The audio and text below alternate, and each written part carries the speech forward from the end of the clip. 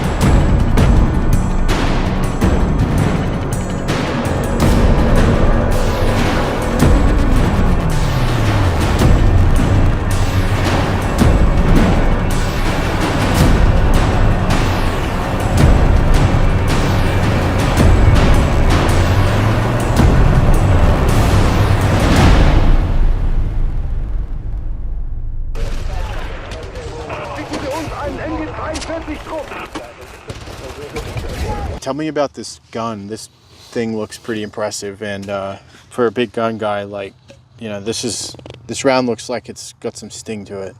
Yeah. As I mentioned prior, this was a super performing gun. It was used in its. There was minor variances to it when it was used, but the Sturmgeschütz, which were prolific throughout the war, 8,000 or so. I mean, a lot of Sturmgeschütz were made. Yeah. They had minor variances, but it was primarily this gun. Some of the Panzerjägers, or tank killer weapons, vehicles, would use this same gun. Panzer IVs, once it came out, it was a super performing weapon.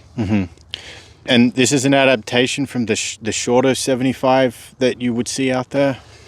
Yeah, we get deep into gun stuff, and I'm not going to know a lot. They're both 75, but this round would not go in a short 75. I think there was changes. It's 75 in name and in dimension, but it's specifically, this round is specifically built for this, or the Sturmgeschütz and these other guns that use this breech and barrel. Now, the infamous Pak 40 anti-tank gun, the 7.5, is that more or less the same unit that you see in this tank? More or less. It's 75 millimeter, but the barrel is shaped different. It's the rounds are completely shaped different. Okay. So there was not interchangeable at all. Pak 40 and KVK. Okay. KWK is the vehicle designation for vehicle-mounted guns is KWK. Okay. So this is a KVK 40. Right. And then ammunition types, like, is there anything special about this round, or was it all your standard, just high explosives, anti-tank, that type of thing? No, I think as in most of the nationalities at the time, they had multiple rounds for different purposes. They had smoke rounds. This is a high explosive round. This is an original round. Wow. They're pricey, so I've got a handful of them, a few of them. But what we've done is, when I set building this tank, I said I wanted it completely outfitted 100% like it was in the field. So I wanted rounds in the ammo racks. Okay. So these are actually a Russian 76 millimeter round. They were longer, but they have the general same shape. So we cut them to size and treated them so that they look, and marked them so that they look like the German that does. So inside the tank, it looks great. All the ammo racks are full of this stuff. Okay. But this is an original here. That's the original. Wow. Yeah. What's depicted here is it's kind of a rounded nose. That would be an armor-piercing round. Okay. So it would have like a ballistic cap on it. So as a kinetic round, it'd just punch through the armor. Yeah. These would be high explosive. So land, boom, big boom. Okay. Didn't penetrate armor much. And do you know if the Germans were into Hesh rounds as well, or was that not so much? High explosive squash head. Squash head, I'm not sure about the squash head part of it. They had a shape charge round that was a hollow charge round, and it was a blunter, and it would have a trigger. We have some cast plastic ones that are inside the tank. Okay. And then everyone talks about this type of a setup here, like a logistical way of getting the ammunition to the front, out of a truck and into the tank. Was that done in this unit here? These little racks. Well, they had ammo crates, so there you would open up a wooden crate and there'd be a whole bunch of ammo. They'd hand those into the tank. Okay. But this is unique in that as they increased the gun size and kept putting more stuff in these tanks, space for ammo storage became less and less and less. Right. So a stopgap is that they had these collapsible 2-round containers that there's fixtures inside the tank, like laying in the floor and against the back wall. There's little shelves around where they could hand in these, and then they could increase their ammo storage by using these little collapsible racks. Okay. Talk about secondary armament. So from here, I see bow gun, coax, and even crew commanders. They're all MG34? MG34, yeah, Okay. all the way through. Okay. So this tank has original mechanisms that mount the MG34 both in the ball gun and the coax gun up on the tank. So they're quite sophisticated pieces. Now here we get into the German engineering. Right. We can do it simple or we can do it really complicated. Okay. These are really complicated. So, and I feel very fortunate to have been able to get original pieces. They have little shock absorbers in them and optics and all kinds of stuff that go along with them. Okay. And then we see the muzzle brake as well, the recoil reduction. Was that an upgrade to Panzer, or that was a follow through from the beginning, basically? Well, as the gun became bigger and the velocity increased, there's more energy wanting to recoil the gun. So in order to lessen the recoil of the gun, they put these baffles on the front, and it started out with a single ball on the shorter ones, and then as the power increased, then they started making different layers baffles, and so essentially as the round comes out the barrel, then all of this high pressure gas is following it. That's what's pushing the round out. So as it exits the muzzle brake, then all of this high pressure gas will expand and it'll grab those little ledges, and that will push forward on the barrel. So the high pressure gas is trying to push the gun back and recoil, but yet you have all this high pressure gas pushing forward on the flanges of the muzzle brake, and it lessens the recoil. Okay, that's probably one of the better explanations I've heard of how that works. So, and then one thing I'll say about looking at this gun, you see that big boxy square piece protruding out of the mantlet. Is there a reason that's there, or did they have to have that fit that way to accommodate the gun carriage? Yeah, so what's hidden inside of that thing is the recuperator and the buffer. Okay. So when the gun is sitting, they call it in battery, so it's ready to fire. The gun fires, the gun recoils, and it's a giant shock absorber on one side. So that'll help stop the recoil as well. Okay. And then once it's expended, it's a semi-automatic gun, so it kicks the case out. Right. Now the good barrel is sitting back. We got to push it forward. So the other part is a compressed cylinder that would push the barrel back into battery. Okay. So that's where you get a recoil that's back and then forward. Now, is that replenish the system nitrogen and oil, or a spring, or what is the mechanism to get the gun back into battery? Don't know. Not sure. Okay. You're more the gun guy. Yeah. I know there's service hatches on it, and it's kind of complex inside. There's a carriage for it, and the cylinders are in there and stuff. But the internals on that, we didn't. Now, how are the gun parts to find for this thing? If you wanted to, could you find an all original gun for this and register it and shoot it? Theoretically, it's going to be hard to find, and secondly, it's going to cost a fortune. Yep. So, to our knowledge, nobody's live firing one of these. The Kavaka 40, I don't know of it. I know of some PAC 40s that are registered and firing live. But I don't know of any live fire. Well, let's do it. Let's put it on the list. So we talked about the tank rounds and how they're carried and stored and things like that. The machine gun, they carried a lot of machine gun rounds because they could go through them quite fast. Right. With 2 different machine guns. So this was the system for carrying and storing the machine gun rounds. They came in these little bags, and the little bags have a little hook on them, and so inside we'll see that you can hang these bags up, and there would be lots of bags, 50 bags, right? And each one has 150 rounds in it. Okay.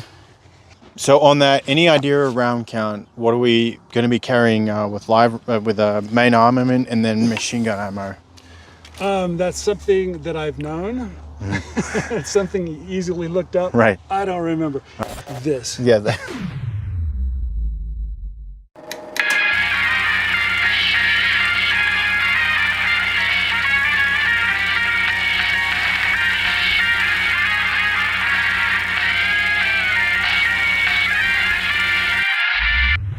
And then talk about crew personal weapons. What are we generally running MP40 or? Yeah, there wasn't a lot. I think there was one that's in there. It was a standard MP mount for vehicles. Pretty much all armored vehicles carried like one MP40. But both MG34s are demountable. Okay. So there was a kit that came with them, so you can flip some things and pull the MG34 out. And then there's a clip-on place where you can place your bipod. And so you can take these tank versions of the MG34s and use them on the ground. The one that's on the top there is an infantry version. The one with all the little holes in it, that would be like an infantry version. And the ones that you see here, they have a different jacket, and they're just armored all the way down. But now, you might not know this one. We'll see. Is there a MG34 nomenclature for the tank version? Like you have DP28, but in the T34 it's a DPM or DPT. no, it's the same MG34. Okay.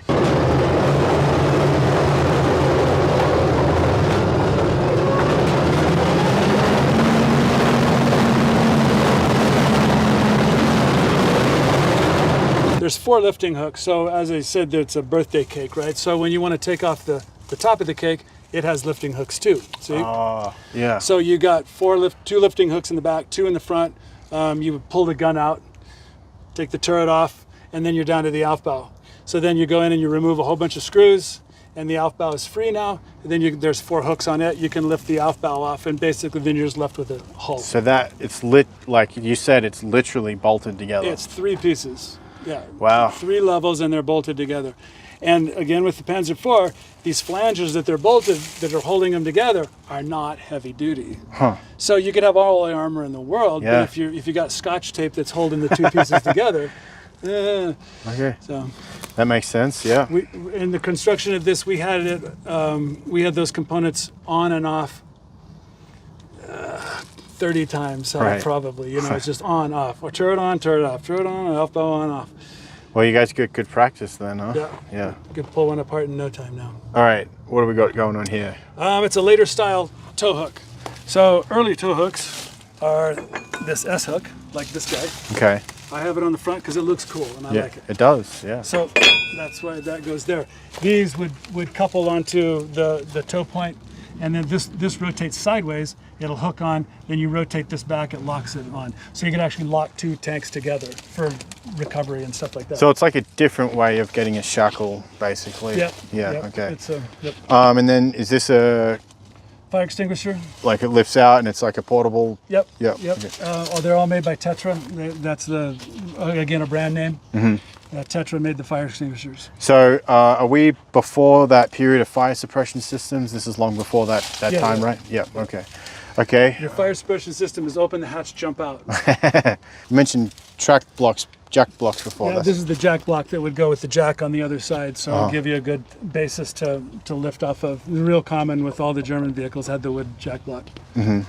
And this kind of dome external structure here, what's... Yeah, this lump here is hollow up underneath. Yeah. This is an original piece, and it has a piece of bar welded here. That's aftermarket. Somebody in the field did that. Probably to keep somebody from putting a grenade up in there or whatever. Yeah. They did. Most of them don't have a bar here, but this one does. Okay. So this is part of a system where air is pulled in through the little scoops on the front here. Yep. Those go into the brake housings. Yeah. So that cool air will go across the brake drums Right. and cool them. Then that air goes into a system of pipes. So that's coming from one direction. On the back side, there's the clutch.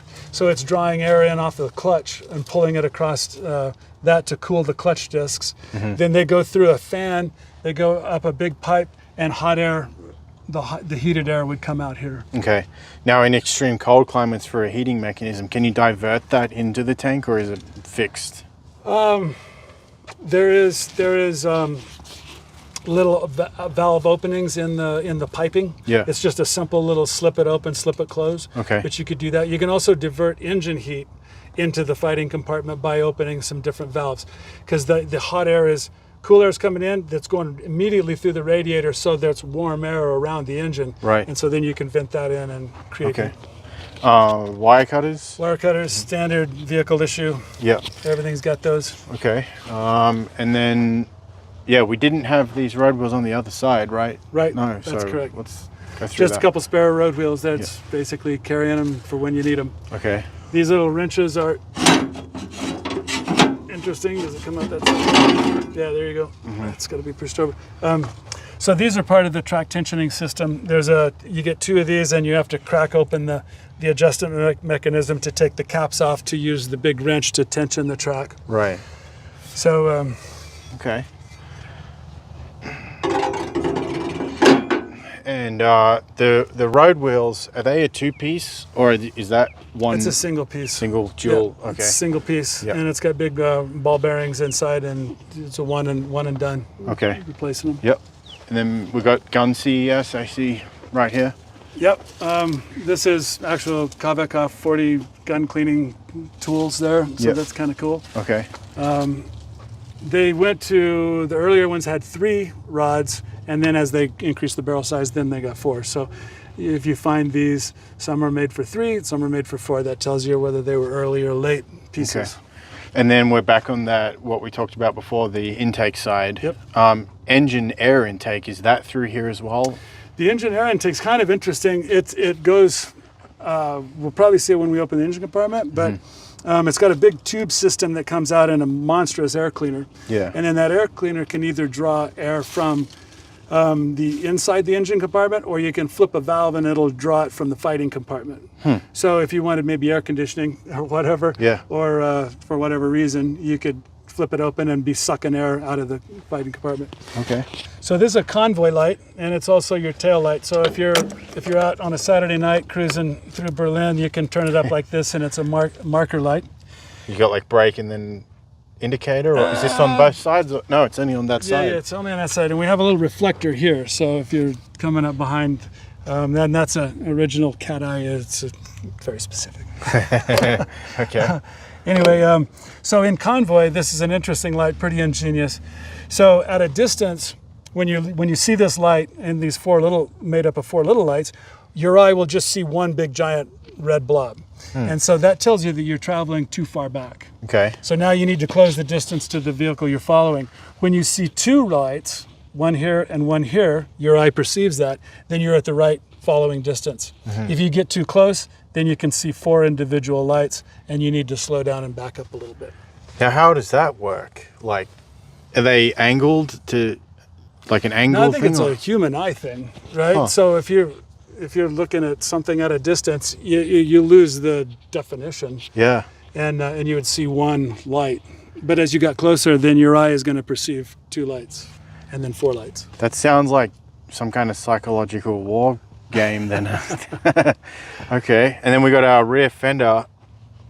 Changing track, do you have to have front and rear fenders up? Yeah, or- because the track could run it, you got to get it out of the way, basically. So Yeah. this spring-loaded, this raises up, and it'll stick up like that, and then it gives you access to the track. Okay. A lot of the black and white photos you see of the wartime tanks, they're missing their fenders, and so you'll just see the track hanging out the back here. Right. And then moving more central, starting at the top, engine access points up there, which we'll get into. Tow cable? Yeah, tow cable. This particular tow cable is light. It's not original. It's not even the right size. It would be much larger diameter. This just happens to have one. I had one and put it on just to make the point.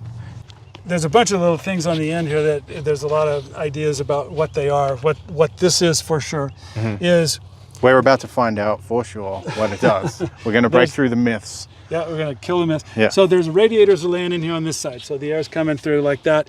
And what's drawing the air through and out, pushing it out this side, is 2 big mechanical fans Okay. that are mounted to this door.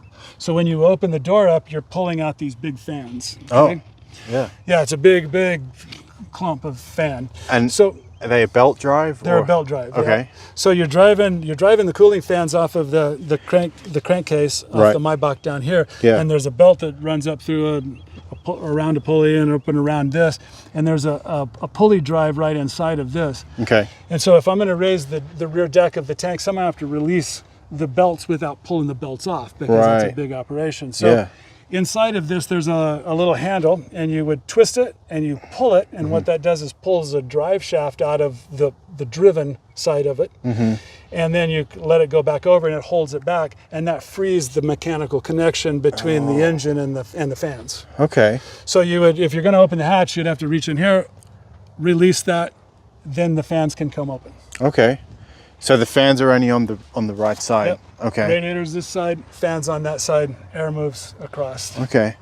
And then moving down, we got two exhaust mufflers going on here. So what's the deal here? So the turret drive on the Panzer IV from the very beginning was an electric drive. It was there was a pony motor, a pretty good size a 2-cycle engine in the back here, and that had a generator hooked to it, so that would generate electricity. That electricity is fed up to an electric drive motor. So as you operate the controls in not manual mode, then it would throw electricity one way or the other.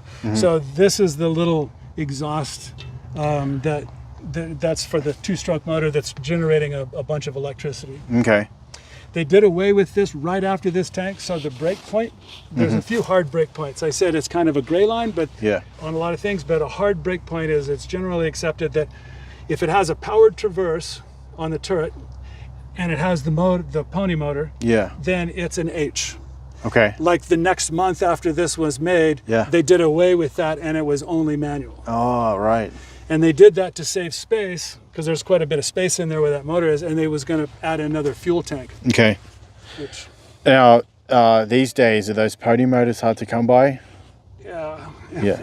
All this stuff is impossible. I mean, like impossible? Or, I mean, they exist, but it's... do you know did Maybach do the pony motor as well? Or? No, it was Auto Union, I think. Okay. And was that a common motor across Germany before the war? I think very specific. This is very specific design and built. It looks to me like I can't imagine that it was drafted into service here. Right. And then the main engine exhaust. Yeah, so not in a few months after this tank was made, it would have gone to a separate exhaust, and it didn't have mufflers. They had flame. They weren't even really flame arresters, I don't think. But the exhaust pipe just shot out here, and it had a little jacket around it, and it just simplified exhaust. But up until this point, then there was this one giant muffler for.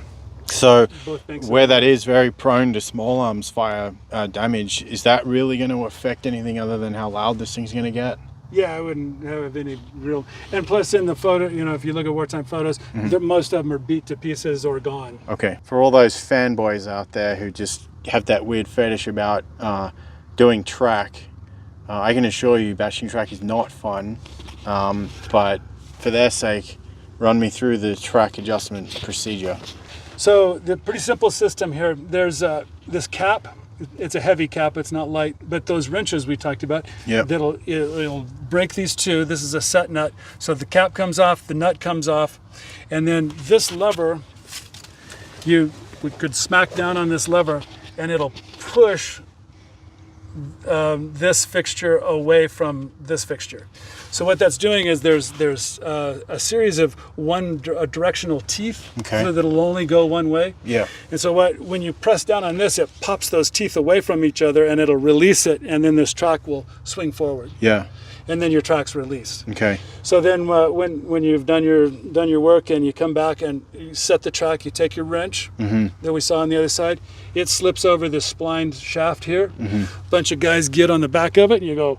Let's see, we would be raising it. So everybody gets on it, we go, like that. This cantilever tightens the track. They do it as good as they can. And then those one-way ratcheting teeth, then they will grab. Right. Then you can take your wrench off, set this lock nut, and then put this cap on, lock it, you're done. So yeah, looking at the design of the road wheel, the shaft for the road wheel, it's not centered, it's offset. So when you roll that, it's going to roll the road wheel away from the tank. And Correct. Now it's almost the same as Sherman. You just bash the lock plate off and it'll roll the rear. So how do you know when track tension is set? Do they have a tool like a string? And there's a spec. I think it's 5 centimeters on sag on the middle between the two biggest. Okay. Or 5 millimeters. I don't remember. Right. But it's a set spec on how much your track slacks. And then moving along, we got this recess in through here. I'm gonna guess an inertia start. Yep, that's where your hand crank would go in, would feed in here. It would have some dogs inside. Everybody, the hand crank would be here, crank, crank, crank. Once you got this inertia starter whining up to speed, then you would disengage that, pull a lever inside, boom, boom, boom, and the momentum would turn the engine over. What bolts the Aufbau onto the hull? This is it. These bolts. So this piece is bolted to the hull with those bolts. That's crazy. Yeah. Or this back plate, and it kind of runs down the side. The motor plate or motor cover is kind of a sub part of the Aufbau, and it's made up of many components. So this is a piece. That piece over there, you got the doors, they come independent. This back plate comes off. So this is not one unit that sets on the back of the tank. To get to the motor, you take it apart piece at a time. You know, seeing a lot of the Panzer footage and Panzer videos out there, no one has pointed out to me that this tank is held together with literally, like, you could go down to Home Depot and buy this right angle steel and do that. Yes. So this piece of angle iron is welded to the hull. The Aufbau sets on top of it, and these bolts bolt the Aufbau to the hull. It looks like we're missing a couple. Save on welding, but then let's use like heaps of bolts. Yeah, and it's stitch welded nonetheless. So. And then we saw footage before. The fuel ports are right there. Is there anything to add? But we saw that was kind of a pain in the ass. Super pain in the ass to put fuel in. Why? Why is it not up high? Again, it's like the fuel tank's down below. How else do you get the fuel in there? This is all 1930 ideas that they just never got away from. Okay. It's cooked into the cake. All right. Turret exterior. Do we know what that is? That part of serviceability for the recoil system? Yeah, that's if you asked me the specifics, I think it's fluid. Okay. Because in there was some piping and things like that. So if you wanted to adjust your recoil buffer or your recuperator, that's where you'd work on it. Okay. And then exhaust vent fan. Exhaust fan. Yep. Okay. And then, once you get up on top of this thing, it really sizability. It's not really a big tank. It's kind of small. Yeah. The cupola has an interesting story. I have two cupolas. The most interesting story is on the other one. However, this is still a pretty interesting story. This came from a village in Latvia called Krot. And this and some other pieces that went on here was found at a Panzer IV wreckage site. And so I did some homework, and the Krot was never on the front line. But yet the way the person that found all of these parts described it is that it was a pretty big explosion, and the parts were scattered all over, and they were able to find these pieces. So my theory is, correct or not, is a ground attack aircraft, possibly. Okay. Something, because it was a marshalling area for 4th Panzer Division. Yeah. And so that most likely was on a 4th Panzer Division, Panzer IV. It's behind the lines in a marshalling area, and it's all blown to pieces. So figure out how that happened. Yeah, okay. That's, it's hard to, when you do get a tank you restore and you can proof some of the history, even that much detail is pretty rare. Like a lot of stuff people use, it was either a training role or never left the country. On the cupola, it has 5 different points of view. So right now the vision ports are closed inside of there, which we'll see, I'm sure, later. But those would open up, and you would see viewing areas, little viewing slits where the guy can see out. Okay. It has a rough little marker there. When you look through the center vision port, there's a little arrow indicator. Yeah. And that's so that the commander could roughly sight the gun in. If he saw a target out here, he could call commands and put the turret on. And then the gunner would take over with the main gun sight. The main gun sight looks out of this little hole right here. Right. Yep. A little rain gutter. So he's kind of got the concept of tank telescope and tank periscope, not so much, but he has the vision port. Yeah. Because those of you that don't know, inside a tank with the gunner, if you have only telescopic vision, you got tunnel vision big time. And then at that point, you'll be relying very heavily on the crew commander for direction.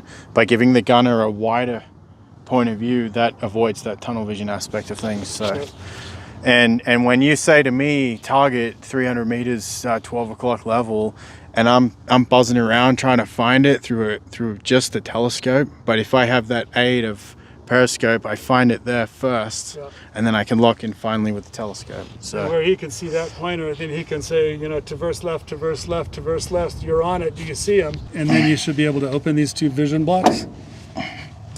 It doesn't open much. That's it? That's open? Well, we're bumping into the machine gun thing. So okay.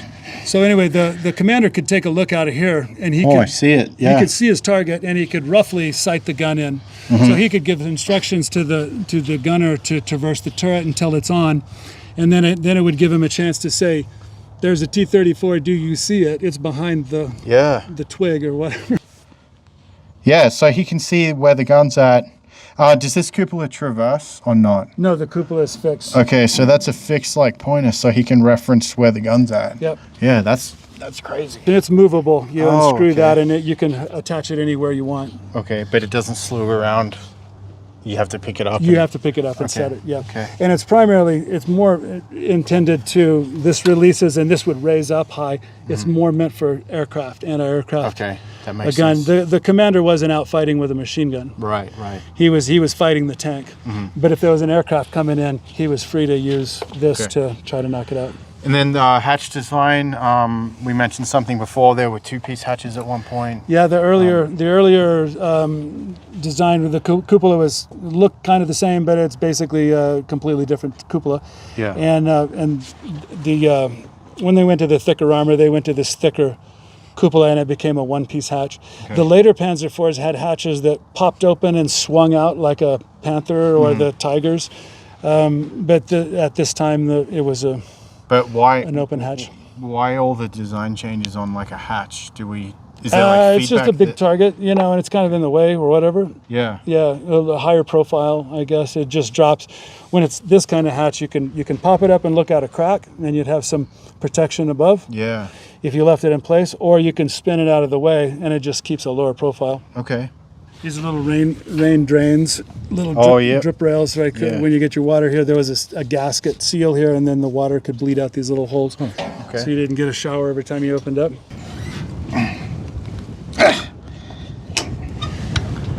Oh yeah, that's it, huh?